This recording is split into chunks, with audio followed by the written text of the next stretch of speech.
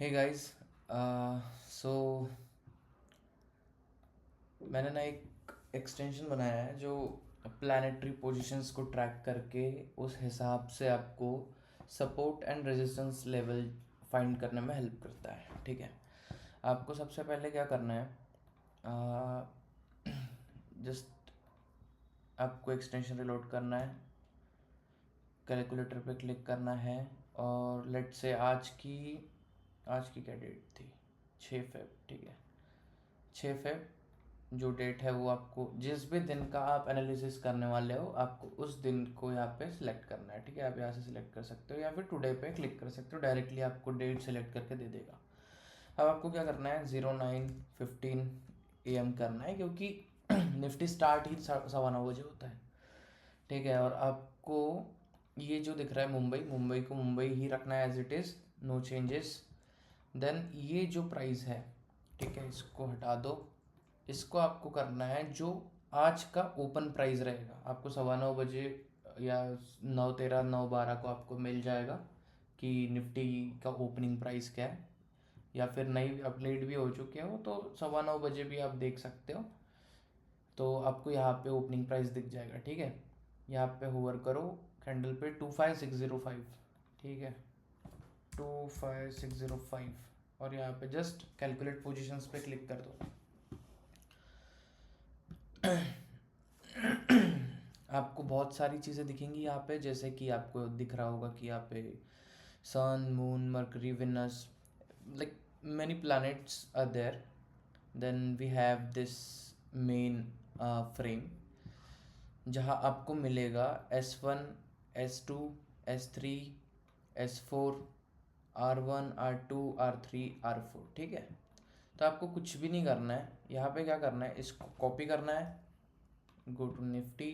ये मैंने एक रैंडम सपोर्ट लेवल्स ड्रॉ ये किए थे, मतलब लाइंस खींची है, इसमें ही मैं चेंजेस करूँगा। जस्ट ये जो कोऑर्डिनेट्स है, आप S1 जो भी लाइन है उस पर क्लिक करोगे, कोऑर्डिनेट पेस्ट कर दो जो हमने S1 का उठाया था यहाँ से। ठीक है, ओके पे क्लिक कर दो, ये लग गया। इसको थोड़ा इधर शिफ्ट कर देते हैं ताकि हमको पता चले कि आज का है।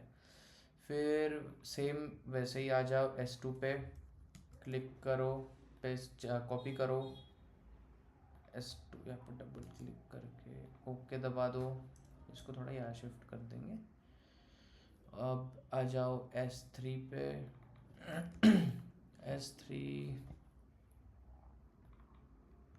S3 भी पेस्ट कर दिया है, इसको भी शिफ्ट कर देंगे। S4 पे क्या करना है, 25733 और 33 पेस्ट, इसको भी हम इस पे शिफ्ट कर देंगे। ये शिफ्ट राइट और लेफ्ट एरो से आप शिफ्ट कर सकते हो। ठीक है,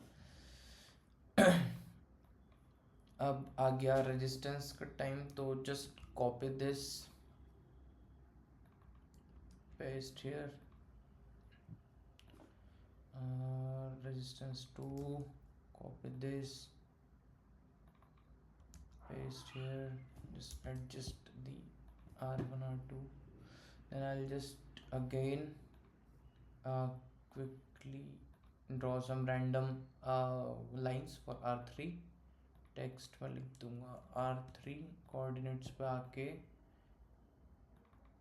R3 पेस्ट।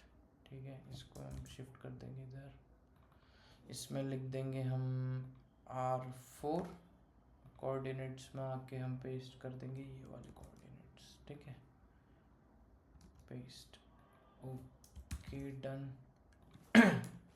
अब देखो, जैसे समझ लो अभी 9:15 का टाइम, लाइक 9:15 बज गए, मैंने मार्केट का देख लिया ओपनिंग प्राइस क्या है, मैंने डाल दिया इसमें ये कैलकुलेटर में opening price with the correct date, correct time, correct location, calculate पे क्लिक किया है। उसके बाद हमको मिल गए हैं सारी सपोर्ट लेवल्स और की रेजिस्टेंस लेवल। ठीक है, अब आ जाऊंगा मैं 5 मिनट पे। तो लेट से 9:15 बजे आए, आपने ये सारी चीज़ें मार्क कर दी है, आपको मिल गए हैं लेवल्स। अब क्या करना है, आप कैसे ट्रेड करना है मैं बताता हूँ। ठीक है, आपका कोई दूसरी भी स्ट्रेटजी है, आप उसके साथ भी इसको मिक्स कर सकते हो। ये जस्ट आपको एक ओवरव्यू देता है कि इस लेवल तक आएगा तो आपको पता है कि ये प्लानिटरी के हिसाब से, प्लानिटरी पोजीशंस के हिसाब से एक इम्पोर्टेंट लेवल है, जहाँ प्राइस आके वो टैप करके वहाँ से एक एक पुल बैक हो सकता है, उसमें एक जंप आ सकता है प्राइस में वहाँ से, ठीक है। सो लेट्स से 9:15 बजे मार्केट स्टार्ट हुआ, मुझे पता है मेरे लेवल्स यहाँ पे है, प्राइस धीरे धीरे धीरे धीरे ऐसे ऐसे नीचे आएगा, ठीक है। प्राइस यहाँ तक नीचे आया, ठीक है, मुझे पता है यहाँ पे कहीं टैप करेगा, जैसे पहले यहाँ पे किया, जैसे पहले यहाँ पे कर दिया है, ठीक है। तो जैसे यहाँ पे टैप किया, इसके बाद मैं देखूंगा कि मुझे कोई दूसरा कंफर्मेशन मिल रहा है क्या, ठीक है। ये उसके बाद की कैंडल तो रेडी है। अब यहाँ पे टैप किया, इसके बाद एक देखो एक हल्का सा मूव आया एक कैंडल में, इसके बाद मैं यहाँ पे भी ले सकता था, यहाँ पे भी ले सकता था, ग्रीन कैंडल क्लोज होने के बाद, ठीक है। आपको पता है ये कैंडल क्लोज हुई ग्रीन में, ये भी ग्रीन में क्लोज हुई, आप यहाँ से भी ट्रेड ले सकते थे, ठीक है। आपको ईजिली 50-100 पॉइंट्स का मूव मिल ही जाता था, ठीक है। 109। तो आपको वही है कि ये बस एक प्लानिटरी पोजीशंस के हिसाब से निकाले हुए सपोर्ट एंड रेजिस्टेंस लेवल है, जो आपको एक ओवरव्यू देंगे कि एक लेवल है हमारे पास, आप अंधाधुंध मार्केट में चलने से अच्छा ये यूज़ कर सकते हो, इसका सपोर्ट लेवल रेजिस्टेंस लेवल निकाल सकते हो, और उस हिसाब से इसको एक पार्ट ऑफ योर स्ट्रेटजी रख सकते हो, पार्ट ऑफ योर प्लान। क्योंकि देखो भाई कि जैसे आप मार्केट में आओगे, आपके पास एक प्लान चाहिए, ठीक है। आप इसको एक बस की लेवल समझ सकते हो कि यहाँ से आप लॉन्ग ले सकते हो।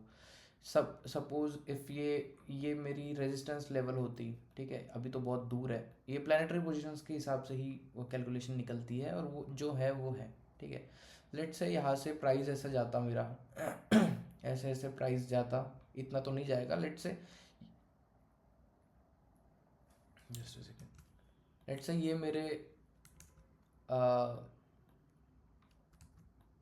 ये मेरे रेजिस्टेंस लेवल है, ठीक है। मुझे पता है कि मेरे रेजिस्टेंस लेवल से मुझे एक कंफर्मेशन जरूर मिल जाएगा कि ये मेरा एक रेजिस्टेंस है, यहाँ से थोड़ा सा तो भी पुल बैक आएगा, ठीक है। तो लेट से प्राइस ऐसे यहाँ से ओपन होता, ठीक है, और ऐसे ऐसे जाता, यहाँ पे मैं फिर एक कंफर्मेशन देखता, मेरे अलग कोई दूसरे भी स्ट्रैटेजीज है, प्लान्स है, टेक्निकल एनालिसिस है, उसके हिसाब से भी देखता, और मैं यहाँ से शॉर्ट कर सकता था, ठीक है। तो और ये ऐसा नहीं है कि यहाँ पे आएगा तो टैप करके इधर ही जाएगा, ऐसा नहीं होता, ठीक है गाइज। आपको प्रॉपरली एनालिसिस करके ही ट्रेड करना है। आप लेट से मैंने यहाँ पे एक प्रॉपर एक ट्रेड ले लिया होता लॉन्ग का, जो कि मैंने लिया है मेरे इसमें, जिससे मैं यहाँ पे अगर ट्रेड ले लिया होता तो मैं प्रॉपर यहाँ पे स्टॉप लॉस लगाता, है ना। 10 पॉइंट का हो गया, 15 पॉइंट का हो गया, पर मैं एक प्रॉपर स्टॉप लॉस लगाता ही लगाता, क्योंकि मुझे पता है कि ये सारी चीज़ें बस एनालिसिस करने में हेल्प करती है। ये ऐसा नहीं है कि रामबाण या ब्रह्मास्त्र कोई है, ऐसा कुछ नहीं है। मैं सीधी साफ बात बता सकता हूँ, बस मैं आपको झूठे दिलासे तो नहीं दूंगा, मैं बस आपको एक स्ट्रैटेजी बता रहा हूँ जिससे आपकी एक हेल्प हो सकती है, ठीक है। आपका कोई और भी प्लान्स हो, उसमें आप इसको इंक्लूड करके आप बैक टेस्ट भी कर सकते हो, आपको और एक एनालिसिस निकाल सकते हो, बस इतना कहना है मेरा।